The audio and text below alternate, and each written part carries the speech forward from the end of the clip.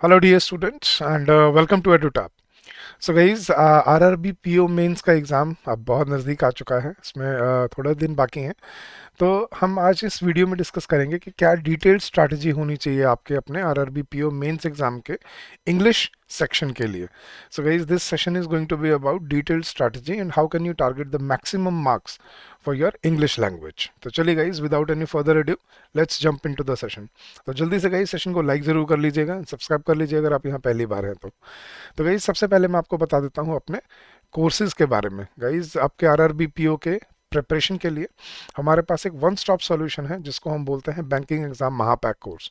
ये आपकी हर banking need को पूरा करता है, चाहे आप SBI PO, RRB PO, IBPS PO या कोई क्लर्क एग्जाम की तैयारी कर रहे हैं। तो इस कोर्स में आपको हर सब्जेक्ट के लिए क्वांट्स, रीजनिंग, इंग्लिश सभी के लिए कॉन्सेप्ट क्लासेस मिलती हैं, प्रीलिम्स और मेंस की करंट अफेयर्स के क्लासेस मिलती हैं एक पिछले एक साल के लिए अपडेटेड। डिस्क्रिप्टिव इंग्लिश के लिए आपको नए पैटर्न पे क्लासेस मिलती हैं और आपको फॉर्डर मटेरियल और मॉक टेस्ट मिलते हैं। कंप्यूटर क्लासेस हैं, मिनी मिनी मॉक टेस्ट हैं, फुल लेंथ टेस्ट हैं, प्रीवियस ईयर पेपर है विद सॉल्यूशन, इंटरव्यू गाइडेंस है और मेंटरशिप सपोर्ट मिलता है आपको। और गाइज ये सब आपके लिए पूरे एक साल के लिए वैलिड है। और इसके इसमें आप कैसे एनरोल कर सकते हैं, वैसे तो इस कोर्स का लिंक इस वीडियो के डिस्क्रिप्शन में भी दिया हुआ है, बट मैं बड़ा सिंपल तरीका बताता हूँ आपको। आपको बस क्या करना है गाइज, आपको अपने ब्राउज़र पे जाना है और ब्राउज़र पे जाके बस आपको टाइप करना है edutap.in। आप जैसे ही edutap.in सर्च करेंगे आप हमारे लैंडिंग पेज पे आ जाएंगे और नीचे स्क्रॉल करेंगे तो ये रहे हमारे सारे के सारे कोर्सेज। आप बीच में यहाँ पे बैंकिंग कोर्सेज देखेंगे, इस पर क्लिक कीजिए और आपको रीडायरेक्ट कर दिया जाएगा हमारे बैंकिंग एग्जाम महापैक कोर्स में। गाइस ये है आपका वन स्टॉप सॉल्यूशन और पूरे एक साल की वैलिडिटी के साथ ये आपको मिलता है, जिसपे अभी हम फ्लैट 60% डिस्काउंट ऑफर कर रहे हैं। The coupon code is capital bank 60। तो यहाँ पे आप अपना ये कूपन कोड यूज करके कैपिटल बैंक 60 और आप 60% डिस्काउंट ऑफर कर अवेल कर सकते हैं इन कोर्सेज पे। और ये हमारा आरबीआई प्लस बैंक कोर्स है। अगर आप आरबीआई एग्जाम की भी तैयारी करना चाहते हैं नेक्स्ट ईयर के लिए और बैंकिंग की भी, तो आप थिंक ये आपके लिए एक वन स्टॉप सॉल्यूशन बनता है फिर। तो यू कैन चूज अकॉर्डिंगली और मेरे कहने पे मत जाइए, नीचे आइए, यहाँ पे आपको डेमो क्लासेस मिलेंगी क्वांट्स की, रीजनिंग की, इंग्लिश की, डिस्क्रिप्टिव इंग्लिश की। इनको देखिए और फिर डिसाइड कीजिए कि आपके लिए ये कोर्स यूजफुल होगा या नहीं होगा। So come join us, streamline your preparation and make your journey productive and useful for yourself. चलिए गाइज, तो अब बात करते हैं क्या डिटेल्ड स्ट्रैटेजी होनी चाहिए आपके आरआरबी पीओ एग्जाम की। तो गाइज आपका सिलेबस क्या रहता है, सिलेबस याद रखना गाइज। जो आपको टॉपिक जो आपके एग्जाम में आपसे पूछे जाते हैं वो है आपके cloze test, sentence correction, fill in the blanks या डबल फिलर्स भी बोलते हैं जिनको, रीडिंग कॉम्प्रिहेंशन, स्पॉटिंग एरर्स, सब sentence improvement, sentence rearrangement, word swap, word rearrangement and idioms and phrases. इन सभी टॉपिक्स में वो क्या फोकस करता है गाइज, आपकी ग्रामर, आपकी वोकेबलरी और आपकी कॉम्प्रिहेंशन एबिलिटी। आई थिंक हम सबको मालूम भी होगा, क्योंकि अगर हम इस एग्जाम की तैयारी करते हैं तो हमें मालूम रहता है कि एग्जाम को कैसे अप्रोच करना है। तो गाइज अब क्या पैटर्न है एग्जाम का और आपको कैसे उसको टारगेट करना है अपने नेक्स्ट 45 डेज में, अब उसकी बात करते हैं। तो guys English is high yield in RRB PO mains, क्योंकि इंग्लिश एक बहुत स्कोरिंग सेक्शन है आरआरबीपीओ का। सबसे पहले रीजन क्या है, एक तो मॉडरेट डिफिकल्टी रहती है, ज़्यादा मुश्किल क्वेश्चंस नहीं आते इंग्लिश पे, क्योंकि प्रीलिम्स में आपको इंग्लिश नहीं होता आरआरबीपीओ में, इसलिए मेंस में आपको ज़्यादा मुश्किल क्वेश्चन देखने को नहीं मिलते हैं। प्रिडिक्टेबल एक स्ट्रक्चर देखने को मिलता है जहाँ पे ज़्यादा कन्फ्यूजन नहीं होती। लेस गेस वर्क देखने को मिलता है रीजनिंग में और जीए के कंपैरिजन में, क्योंकि आपको यहाँ पे बड़े आराम से क्वेश्चन सॉल्व करने को मिल जाते हैं। And you can improve your score with the right approach. जो स्ट्रैटेजी है आपकी, अगर आप सही स्ट्रैटेजी यूज़ करते हैं तो you can improve your score very easily in RRB PO mains. अब एक्सपेक्टेड पैटर्न क्या है गाइस, जो रिसेंट ट्रेंड रहा है, आपको 2 आरसी के सेट मिलते हैं जिसमें टोटल आपको 10 से 12 क्वेश्चंस देखने को मिलते हैं अपने एग्जाम में। एरर डिटेक्शन जिसमें ग्रामर बेस्ड और पैटर्न बेस्ड 4 से 5 क्वेश्चन देखने को मिलते हैं। पैराजम्बल्स या रीअरेंजमेंट पे आपके 5 क्वेश्चन जरूर आते हैं। क्लोज टेस्ट पे आपको 5 to 6 क्वेश्चन देखने को मिलते हैं। वर्ड यूजेज या कॉन्टेक्चुअल वोकेबलरी के ऊपर आपको 5 से 6 क्वेश्चन देखने को मिलते हैं, जिसमें वर्ड यूजेज होगा या स्पेलिंग एरर भी हो सकता है या उसका करेक्ट मीनिंग भी ढूंढना हो सकता है। एंड देन फ्रेज रिप्लेसमेंट और मैच द कॉलम में से कोई एक क्वेश्चन आपको 3 से 4 क्वेश्चन देखने को वहां पर मिल जाते हैं अपने एग्जाम में। तो गाइस ये एक्सपेक्टेड पैटर्न है जो हर साल आता है और इसी के बेसिस पे हम अपने पीवाईक्यूज को समझ के और इसको बड़े अच्छे से टारगेट कर सकते हैं। तो this is the exam pattern for your RRB PO mains exam. ठीक है। तो इसी तरह से अगर हम प्लान करें कि मेरा आरसी अच्छा है, मेरा क्लोज टेस्ट अच्छा है, मेरी ग्रामर अच्छी है, तो मेरे कम से कम भी 20 मार्क्स टारगेट हो जाते हैं out of 30, and which should be a good, मतलब good score for your exam. ठीक है। नाउ आपकी टाइम मैनेजमेंट के बारे में ज़रूर बात करेंगे, आपको कितना टाइम देना चाहिए और आपको कितना फोकस करना चाहिए। गाइस टाइम स्प्लिट क्या होना चाहिए आपका, जो आरसी का फर्स्ट सेट है जो इकोनॉमी या बैंकिंग पे बेस्ड होगा वो आपको 6 मिनट्स में सॉल्व कर लेना है, और जो सेकंड सेट है सोशल इशू या कोई टेक्नोलॉजी पर रिलेटेड वो आपको 4 से 5 मिनट में सॉल्व कर देना है। ये आपके 10 से 11 मिनट में दोनों आरसी सॉल्व हो जाने चाहिए। फिर जो छोटे क्वेश्चन है सिंगल लाइनर वाले, जैसे एरर डिटेक्शन आता है, वर्ड यूजेज आता है, फ्रेज रिप्लेसमेंट आता है, ईडियम्स फ्रेजेस आते हैं, ये आपके नेक्स्ट 5 मिनट्स में हो जाने चाहिए, बिकॉज ये 30 सेकंड के क्वेश्चन होते हैं गाइस। ऑनेस्टली स्पीकिंग इसमें ज़्यादा मुश्किल नहीं आती। और फिर आपको 3 से 4 मिनट आपके पैराजम्बल्स और आपके डबल फिलर्स के ऊपर आते हैं, जिसमें आप आराम से पैराजम्बल्स के और डबल फिलर्स के क्वेश्चन सभी टारगेट कर सकते हो। अगर आरसी बहुत लॉन्ग है, अगर आपको लग रहा है कि सर एक आरसी बहुत बड़ा है, तो फिर याद रखना गाइस आप एक ही आरसी अटेम्प्ट करो, दूसरा रहने दो। इन द मीन टाइम आप बाकी क्वेश्चन को अगर आप टाइम दोगे तो वहां से आप ज़्यादा मार्क्स निकाल पाओगे।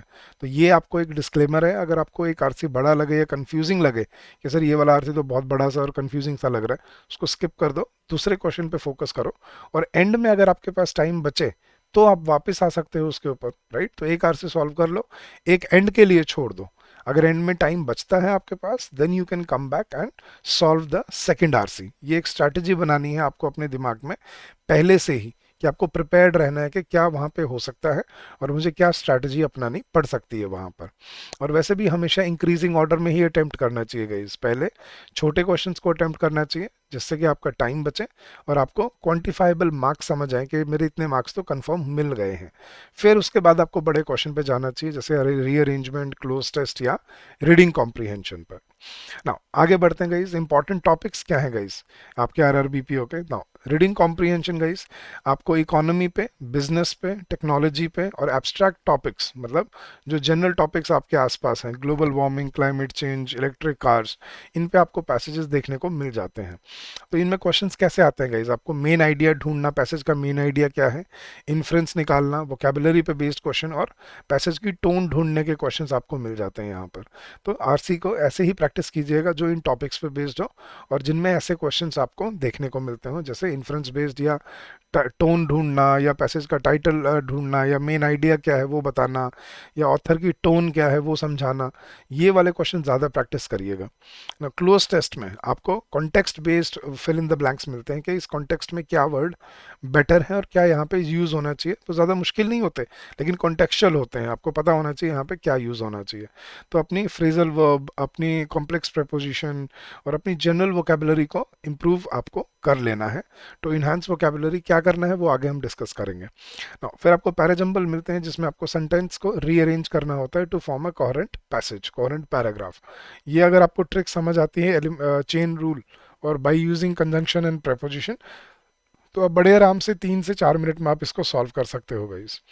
नाउ नेक्स्ट, एरर डिटेक्शन और सेंटेंस करेक्शन के जो क्वेश्चंस हैं, ग्रामर के रूल्स इसमें आते हैं, सब्जेक्ट वर्ब एग्रीमेंट हो गया, जैसे टॉपिक टेंसेस हो गए, मॉडिफायर्स हो गए, प्रेपोजिशंस हो गया, एडजेक्टिव एडवर्ब हो गए। ठीक है, ये इंपॉर्टेंट टॉपिक्स हैं, कंडीशनल सेंटेंसेस हो गया, इनको ज़रूर कवर करिएगा, इसके बिना आप एग्जाम में अच्छे से स्कोर नहीं कर पाएंगे। Now fill in the blanks, जो आपको सिंगल और डबल फिलर्स आते हैं, आपको एक सेंटेंस दिया हुआ है उसके अंदर ब्लैंक है, उसके अंदर आपको अपना राइट वर्ड चूज करना है। इसमें आपकी वोकेबलरी और थोड़ा आपके अंडरस्टैंडिंग, जिसको हम बोलते हैं कि कॉन्टेक्चुअल रीडिंग, कि आपकी कितनी हैबिट है वो बहुत ज़रूरी है इसमें, कि आप सेंटेंस के कॉन्टेक्स्ट समझ के और अपनी वोकेबलरी को आप एलिमिनेट कर पाओ, गलत वर्ड्स को, और सही वर्ड को चूज कर पाओ। तो इसकी ट्रिक्स मैंने आपको अपने कोर्स में समझा रखी है, इनको कैसे सॉल्व किया जाता है, कैसे इनको अप्रोच किया जाता है। फिर सेंटेंस कंप्लीशन और वर्ड यूजेज के जो क्वेश्चन आते हैं गाइस, इसमें भी आपकी वोकेबलरी की अंडरस्टैंडिंग, लेकिन ज़्यादा इसमें आपकी कॉन्टेक्चुअल रीडिंग की ज़्यादा इसमें अहमियत होती है, कि आपको पढ़ के वर्ड के यूजेज की कितनी अच्छी हैबिट है आपको उसको सॉल्व करने की। तो वर्ड यूजेज के क्वेश्चन ज़रूर प्रैक्टिस करके जाइएगा, सेंटेंस कंप्लीशन के ज़रूर प्रैक्टिस करके जाइएगा, ये एग्जाम में ज़रूर देखने को मिलते हैं ना गाइस। अब आपको अगर अच्छा स्कोर करना है तो आपको अब नेक्स्ट 45 डेज में क्या हैबिट कल्टीवेट करनी है ना, कल्टीवेट रीडिंग हैबिट्स। डेली कुछ पढ़ा करो, न्यूज़पेपर्स में, एडिटोरियल्स में, जर्नल्स में, आर्टिकल्स में, ताकि आपकी कॉम्प्रिहेंशन एबिलिटी इंप्रूव हो आरसी के लिए, क्योंकि 2 आरसी आने वाले हैं। टाइम बाउंड प्रैक्टिस आपको करनी है गाइस, हमेशा टाइम बाउंड प्रैक्टिस करो, हमेशा क्वेश्चन प्रैक्टिस करो अपना टाइमर के साथ कि मुझे ये 6 मिनट में करना है, मुझे ये 5 मिनट में करना है। तभी आप अपनी स्पीड को इम्प्रूव कर पाओगे और टाइम मैनेजमेंट पे फोकस कर पाओगे। तो हमेशा टाइम बाउंड प्रैक्टिस करो, हमेशा मोबाइल में टाइम स्टार्ट करके और फिर आरसी पढ़ना शुरू करो, देखो आप कितने मिनट में उसको सॉल्व कर दो। जब तक आप ये कंट्रोल नहीं करोगे ऐसे छोटे छोटे फैक्टर्स, आप एग्जाम में टाइम मैनेज नहीं कर पाओगे गाइज। अपनी नेक्स्ट है गाइज, अपनी वोकेबलरी के लिए एक जर्नल क्रिएट करो, अपने पीसी में अपने लैपटॉप में एक फाइल बना लो जिसमें आप नए वर्ड्स जो भी आपको डेली मिलते हैं, चाहे ट्यूटोरियल से हो चाहे कहीं से भी मिले आपको, उनको सेव करो विद देयर मीनिंग्स और उनको रिवाइज करो रेगुलरली। मैं आपको डिक्शनरी बता देता हूँ गाइस, एक बड़ी अच्छी डिक्शनरी है वर्ड वेब नाम से, ऑफलाइन डिक्शनरी है, ये आप फ़ोन में भी यूज़ कर सकते हो, पीसी में भी यूज़ कर सकते हो। वर्ड वेब, इसको डाउनलोड कर लो और इसको यूज़ किया करो, ठीक है। ऑफलाइन डिक्शनरी है, कोई इंटरनेट की भी ज़रूरत नहीं पड़ेगी आपको, एक बार आपने डाउनलोड कर लिया तो एक बार जैसे जैसे आपको जो जो वर्ड के मीनिंग पता लगते हैं उनको सेव करते रहो और हर संडे उनको रिवाइज करो रेगुलरली, ताकि आप उनको रिटेन कर पाओ, तभी वो मसल मेमोरी में आएंगे। अच्छा, मॉक एनालिसिस बहुत ज़रूरी है गाइस। अपने मॉक में बस ये मत देखो कि मैंने मॉक दिया है, उसमें उसमें एनालाइज करो कि मुझसे गलतियां कहाँ पे हुई, कौन सा सेक्शन है जहाँ पे मुझसे बार बार गलती हो रही है, मुझे कौन सा सेक्शन है जो इम्प्रूव करना है। आरसी अच्छा है तो ग्रामर को इम्प्रूव करना है, या ग्रामर अच्छा है तो वोकेबलरी को इम्प्रूव करना है। तो सेक्शन को आइडेंटिफाई करो कि कौन से क्वेश्चन में मेरी गलती ज़्यादा होती है और उनको फोकस करो। और अपनी डिस्क्रिप्टिव प्रैक्टिस भी याद रखना गाइस, आपको डिस्क्रिप्टिव की भी तैयारी कर लेनी है। मतलब इसमें तो आई थिंक आपको डिस्क्रिप्टिव आता ही नहीं है तो इसको छोड़ सकते हैं आप। हाँ जी। फिर आपका 45 डे प्लान क्या होना चाहिए guys? Your plan should be foundation plus pattern exposure. ये आपका फेज 1 का प्लान है। पहले 15 दिन आपने क्या करना है, आपको पैटर्न समझने हैं और रीडिंग हैबिट बिल्ड करनी है। तो डेली 1 घंटा देना है अपने इंग्लिश को। वो उसका ब्रेकअप क्या है, पहली 20 मिनट अपनी एडिटोरियल पढ़ो, ठीक है, उसको हेडलाइंस ही अंदर पढ़ना है, पूरे सेंटेंसेस आपको, ठीक है। द हिंदू या बिजनेस स्टैंडर्ड को यूज़ करो और अपने साथ साथ अपना फोकस करो ओपिनियंस पे, इकोनॉमी पे, पॉलिसी पे और बैंकिंग पे, कि इन टॉपिक्स को फोकस करो, चूज करके ये वाले टॉपिक्स पढ़ो। फिर अगली 20 मिनट अपनी आरसी प्रैक्टिस के लिए कोई भी नॉन फिक्शन पैसेजेस जिसको टाइम बाउंड बेसिस पे आपको सॉल्व करके देखना है, डेली कम से कम 1 या 2 आपको आरसी सॉल्व करने हैं। और आखिरी के 20 मिनट आपको एरर स्पॉटिंग और डबल फिलर्स और वोकेबलरी के क्वेश्चन प्रैक्टिस करने हैं, जिसमें complex grammar, collocation, modifiers, parallelism, articles, conjunctions, subject verb agreement, tenses, ये सारे टॉपिक अच्छे से कवर्ड हो। तो इनको आपको 20 मिनट डेली प्रैक्टिस करना है पहले 15 दिन। तो ये 20 मिनट करके 1 घंटा बनता है। और फर्स्ट 15 डेज में आपको बस इतना ही आपको टारगेट करना है, ठीक है। जिससे क्या होगा, आपके मतलब कम से कम 5 आरसी सेट आपके एक वीक में कंप्लीट होंगे प्रैक्टिस। 50 एरर स्पॉटिंग के क्वेश्चन वीकली होने चाहिए, 30 से 50 फिलर क्वेश्चन और 10 आपके पैराजम्बल्स के क्वेश्चन आपको प्रैक्टिस कर लेने हैं फर्स्ट 15 डेज में ऑन अ वीकली बेसिस, ठीक है। अब ये आ गया आपका फेज 1। फिर फेज 2 क्या होगा गाइस, डे 60 टू डे 30 अपनी स्पीड और अपनी एक्यूरेसी को बिल्ड करना, reduce solving time while keeping accuracy, अपना टाइम इंप्रूव करना है आपको सेकंड फेज में। अब आपको डेली 1.5 घंटा देना है सेकंड फेज में, 1.5 घंटा, उसमें 30 मिनट आरसी पढ़ने के लिए विद टाइमर, 20 मिनट्स वोकेबलरी जो आपने बनाई है जर्नल उसको पढ़ना है और अपने नए वर्ड्स ढूंढने हैं, पैराजंबल इंटेंसिव प्रैक्टिस करनी है 20 मिनट आपको, और फ्रेज रिप्लेसमेंट और मैच द कॉलम के क्वेश्चन प्रैक्टिस करने हैं आपको 20 मिनट के लिए। तो this is your breakup for the next 1.5 hours जो आपको सेकंड फेज में करना है। इसमें वीकली टारगेट क्या है हमारा, 8 आरसी सेट हमारे प्रैक्टिस होने चाहिए, 15 पैराजंबल्स के सेट प्रैक्टिस होने चाहिए और कम से कम वीकली 60 एरर डिटेक्शन के या सेंटेंस इंप्रूवमेंट के क्वेश्चंस आपको प्रैक्टिस कर लेने हैं। और अब आपकी एक्यूरेसी होनी चाहिए 80% प्लस, कि 80% से ज़्यादा क्वेश्चंस आपके ठीक होने चाहिए अब यहाँ पर। और लास्ट लेग में आपको आखिरी थर्ड फेज में आखिरी 40 मतलब 15 डेज में आपको क्या करना है, एग्जाम सिमुलेशन, कि आपको एग्जाम की प्रैक्टिस में आ जाना है। तो आपको हर week 4 full length mock test देने हैं आपको, जिससे आपको टाइम बाउंड सिमुलेशन करने को मिलेगा। 90 मिनट्स रिव्यू करो हर मॉक का, क्या गलत हुआ, कहाँ टाइम खराब हुआ, क्या ट्रिक जो है जो गलत यूज़ हो गई, या गलतियाँ कहाँ से हुई। एरर लॉग मेंटेन करो कि ये गलतियाँ मुझसे इस सेक्शन में गलतियाँ हो रही हैं। और फोकस एरियाज, अपने इन्फ्रेंस बेस्ड आरसी को ज़रूर प्रैक्टिस करो। इम्प्लिसिट अजम्पशन, और वो आपसे टोन पूछेगा, fact versus inference based question, वो आपको डिफरेंट समझ आना चाहिए। और कॉम्प्लेक्स सेंटेंस स्ट्रक्चर आपको पढ़ने की हैबिट हो जानी चाहिए यहाँ तक।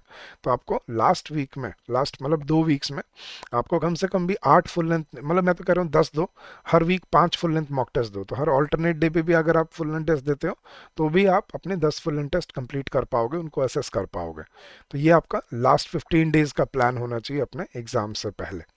तो guys this was a detailed strategy for your exam, for your RRB PO mains. तो गाइज फिर से मैं आपको बता जाता हूँ, हमारा बैंकिंग एग्जाम महापैक कोर्स, इसका लिंक आपको इस वीडियो के डिस्क्रिप्शन में मिल जाएगा। इसमें आपको एसबीआई पीओ, आरआरबी पीओ और आईबीपीएस पीओ सभी एग्जाम के लिए, क्लर्क के लिए भी सभी सब्जेक्ट की concept classes, chapter wise test, sectional test, full length test, PYQs, mentor guidance, interview preparation, हर वो कंपोनेंट आपको मिलता है और पूरे 1 साल की वैलिडिटी के साथ। आप इसकी वैलिडिटी बढ़ा भी सकते हो बट मिनिमम 1 साल है, तो आप अगले साल दिसंबर तक इसको यूज़ कर पाओगे और जितने एग्जाम बैंकिंग के हैं आप सारे यहाँ से टारगेट कर पाओगे। तो come join us, streamline your preparation and make your journey productive and fruitful for yourself. So thank you so much guys. I hope this will help you prepare better for your RRB PO exam. तो guys अगर आपका कोई doubt रह जाएगा, query रह जाएगी, you can always call us on this number during the office hours, which is 8146207241, or you can also drop us an email at hello@edutap.co.in. So thank you so much once again. All the very best. Keep up the good work and happy learning to all of you. And I'm sure you'll do very well in the long run. So keep up the good work, guys.